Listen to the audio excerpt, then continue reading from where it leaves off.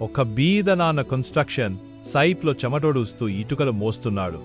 తన జీవితంలో చదువుకోలేకపోయినా తన కూతురు మాత్రం చదువుకొని పెద్దవాళ్లు కావాలని కలగన్నాడు. బంగారం, నేను చదవలేకపోయాను, కాని నువ్వు చదివి పెద్ద ఆఫీసర్ అవ్వాలి, నా కల నువ్వే అని ఆశతో చెప్పేవాడు. రోజంతా కష్టపడి సంపాదించిన ప్రతి రూపాయి కూతురి కాలేజీ ఫీజు, పుస్తకాలు, భవిష్యత్తు కోసమే ఖర్చు చేసేవాడు. తన కల ఒక్కటే, కూతురు మంచి స్థాయికి చేరుకోవాలి.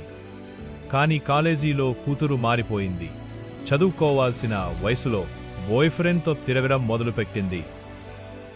నీ నాన్న డబ్బు వల్లే మనం ఇలా ఎంజాయ్ చేస్తున్నాం అని బాయ్ ఫ్రెండ్ నవ్వుతూ చెబుతుంటే, అదేంటి, నా జీవితం నా ఇష్టం అని కూతురు గర్వంగా చెప్పేది. ఇంతలో కన్స్ట్రక్షన్ సైట్లో నాన్న గాయపడి రక్తంతో కూర్చున్నాడు.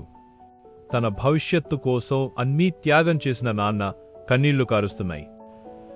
కూతురు మాత్రం ఫోన్లో బిజీగా బాయ్ ఫ్రెండ్తో చాటింగ్లో మునిగిపోయింది. తల్లిదండ్రుల కష్టాన్ని ఎప్పటికీ వృధా చేయొద్దు, వాళ్ళే మన నిజమైన దేవుళ్ళు.